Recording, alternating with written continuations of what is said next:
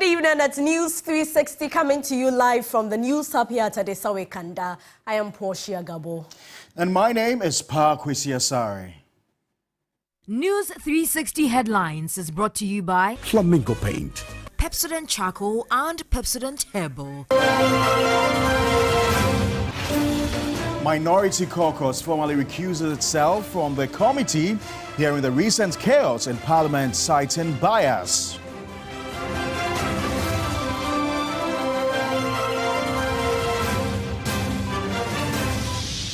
Parliament forced to suspend sitting for lack of quorum.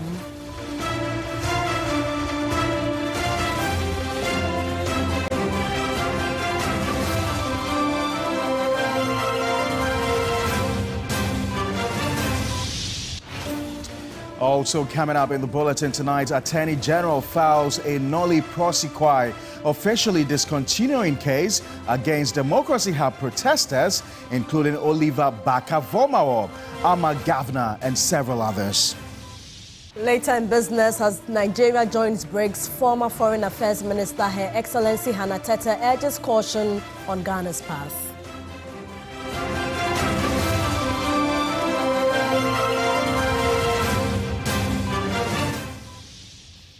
United Nations Children's Organization warns gang rule in Haiti has led to a staggering rise in sexual violence against children.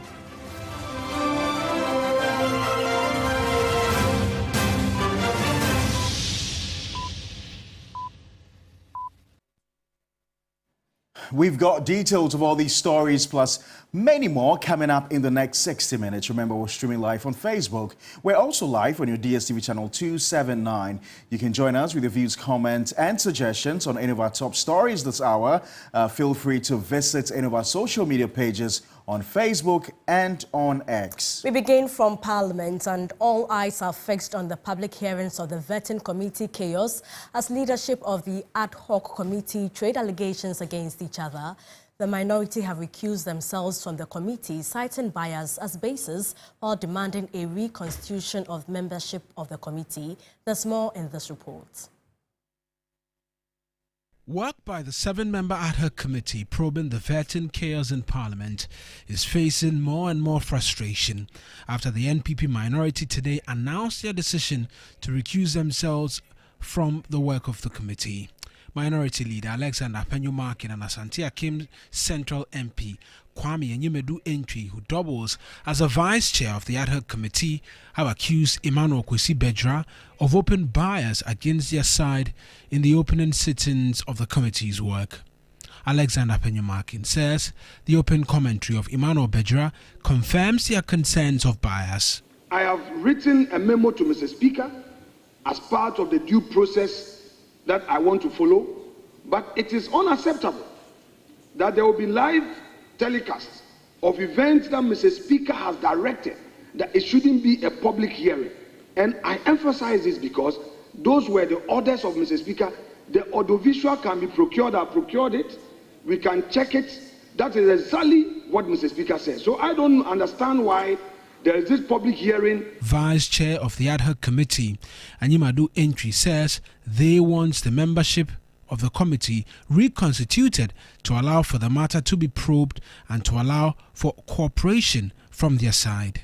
And we say that immediately the Speaker must reconstitute this committee by substituting the chairman, removing the chairman, Honorable Emmanuel Bedra, MP and chair of the ad hoc committee, investigating the allegations of disorderly conduct during the vetting of ministerial nominees. The allegations, however, have been quickly parried by the chair of the ad hoc committee. That shows the hypocrisy of our colleagues, because if Honorable Abena was with us yesterday and today they are singing different tune, the best judge are Ghanaians. One of them, actually, who now you are alleging that he has had a press conference, was with us here. He even asked questions, and today he, same person, I mean, how best will I describe the person if he can tell us?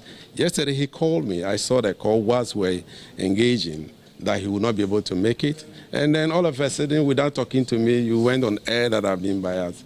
You best describe. He has directed the clerk of the committee to invite the leadership of the minority present at the appointment committee to appear before them on Monday. Our constitutional mandate as well as that of our standing orders. Whether they appear here or not, we'll continue with our work. We'll show the entirety of the videos and what really happened here. And if we call your name, you're not here, we'll show what you did and what they did. And Ghanaians will be the best judge if our report was right or not. For now, eyes remain fixed on what happens on Monday.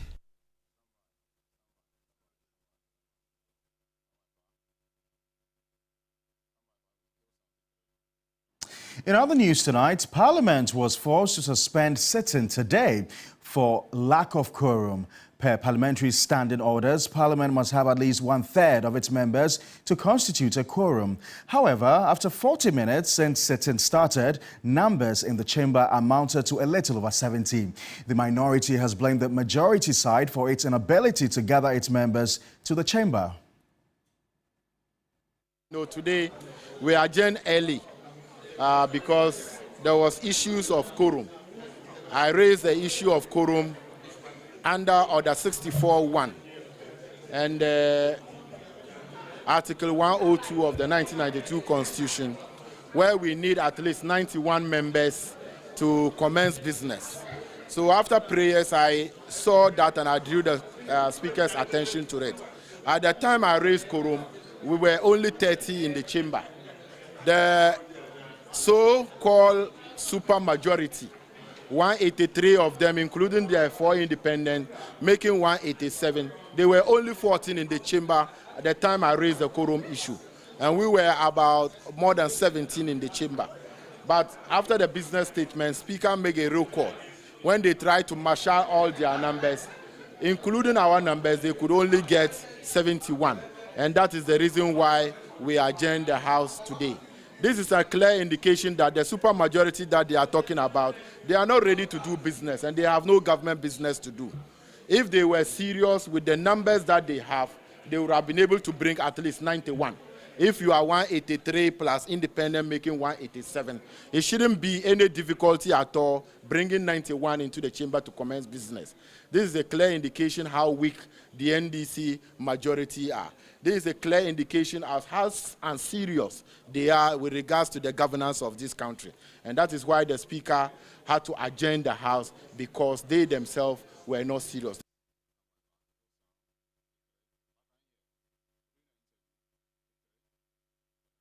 Now, joining us on Zoom right now is Executive Director of the Parliamentary Network Africa, Sami Obeng, to discuss the myriad of issues in Parliament.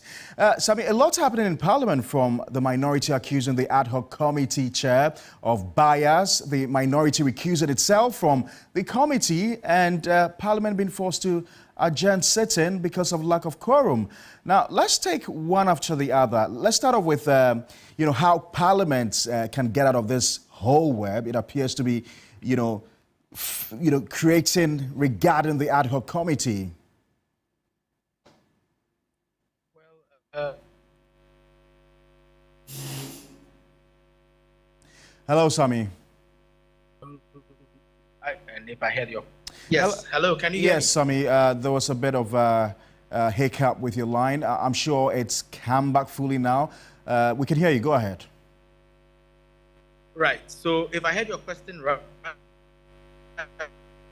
you were asking about how we can deal with this lack of quorum issue. Absolutely. In a new parliament. Absolutely. Did I hear that right? Absolutely. Yes.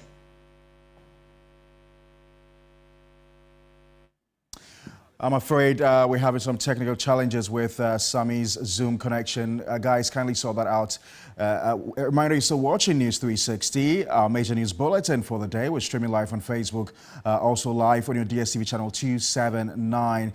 If you feel strongly about any of our top stories this hour, let's hear you. Visit any of our social media pages on Facebook and on X and post a comment.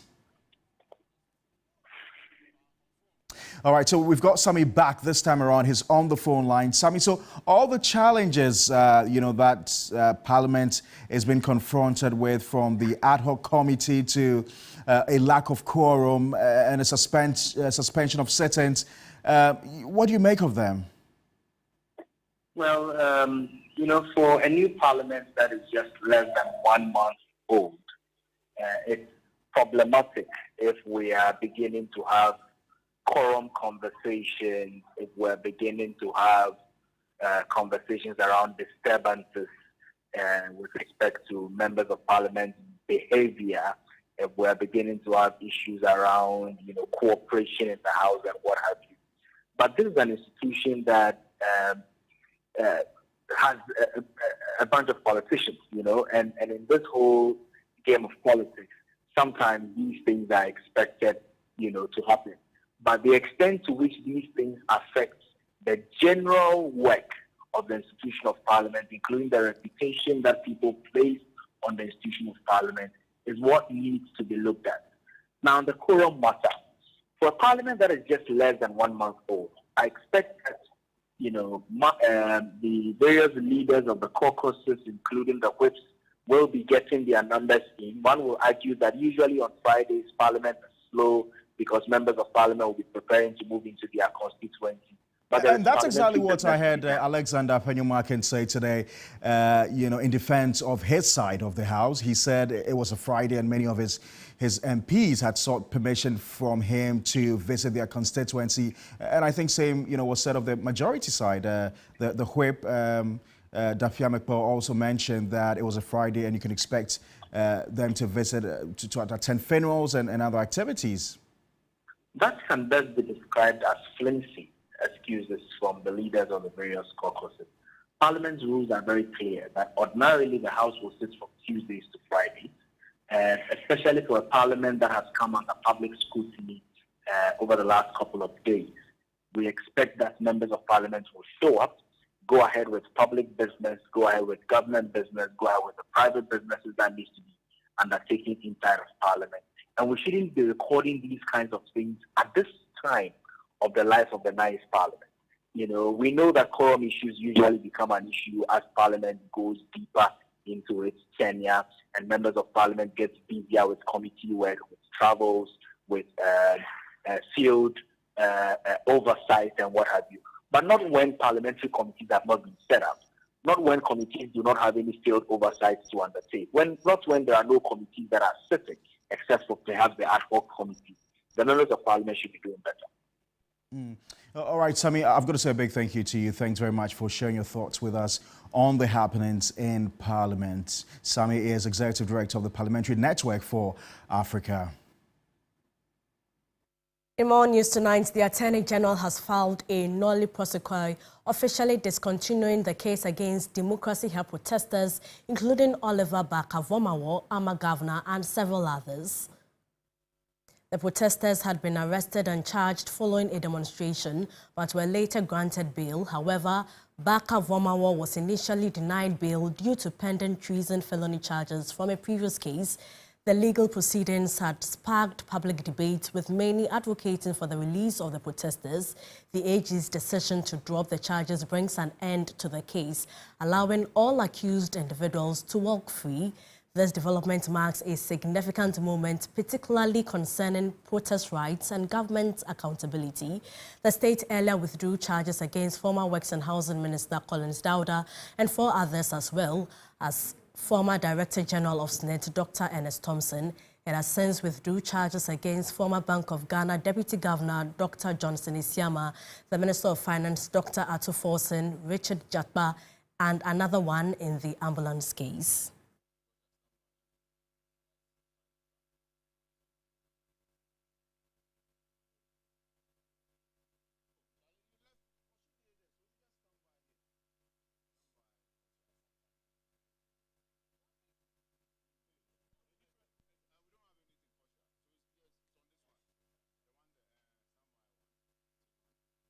Let me give you more details about the charges against Oliver Barker-Vormawor. He was charged with unlawful damage, offensive conduct conducive to breach of peace, an assault on the public officer, and defacement of public property. And then he was initially charged with theft, but this was later dropped. Now, currently, the state has dropped all charges against him and will not continue the case.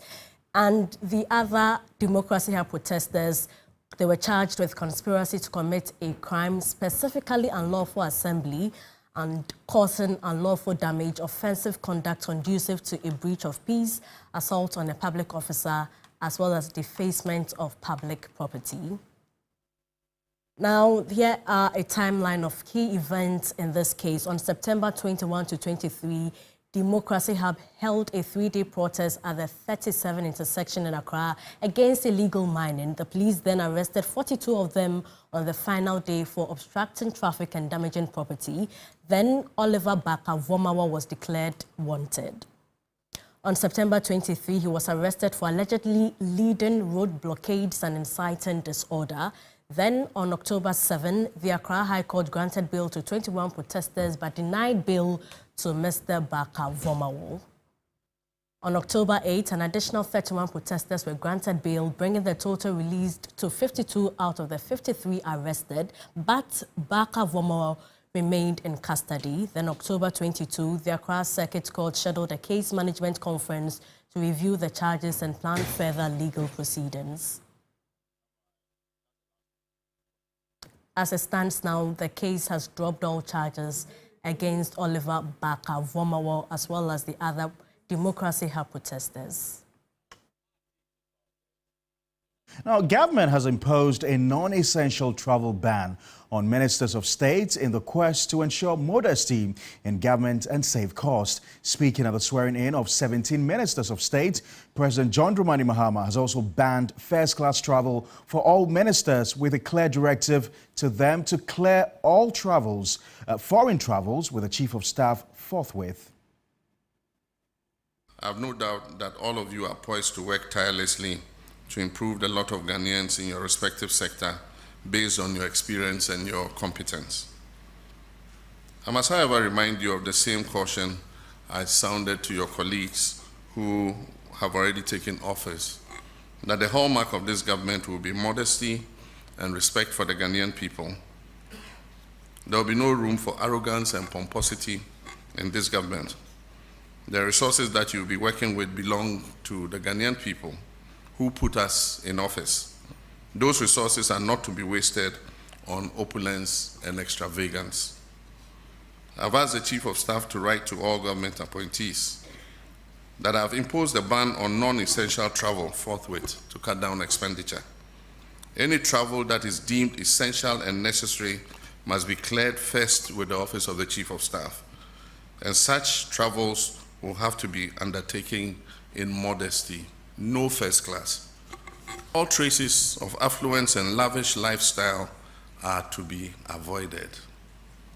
The people of Ghana are enduring difficult times occasioned by hardships resulting from the economic mismanagement of the last 8 years, and ours is to work to lift them out of this hole. Let me take this opportunity to remind you all that in the coming days, as promised in our 120-day plan, I'll be outdooring a code of conduct and standards for all government officials to guide the conduct of all our appointees. This will leave you no doubt about what you can do and what you cannot do while serving in public office.